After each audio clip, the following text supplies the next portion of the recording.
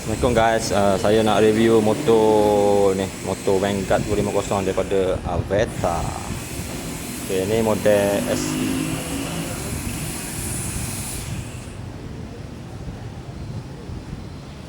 Okay. Model SE. Okay. Dia punya daripada ni, the steering. Okay. Dia punya switch.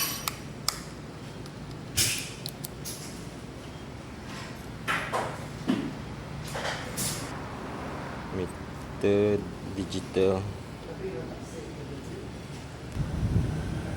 Dia dashcam. Fork dia besar sikit. Brake caliper 4 port. Ada 4 port lah.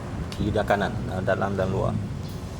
Ada ABS, bearing disc yang besar, ring 15 depan, lampu LED ni boleh flip, exhaust cantik, monoshock belakang, ada gas. Rem belakang 14, enjin PGO tapi pakai teknologi Bosch lah. Dia punya injection, coil plug apa, lepas tu coil magnet. Sistem dia water coolant dia, coolant radiator semua dia pakai Bosch. Twist keyless, emblem cantik gold Vanguard. CVT, dua ni cover, dalam ada besi lagi, alloy, napil udara dia.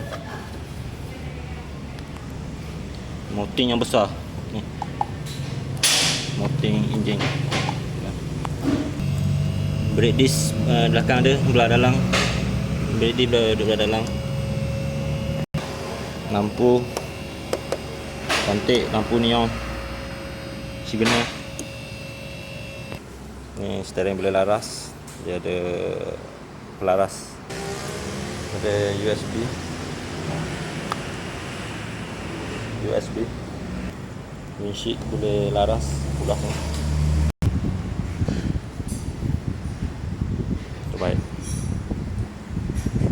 sila beli.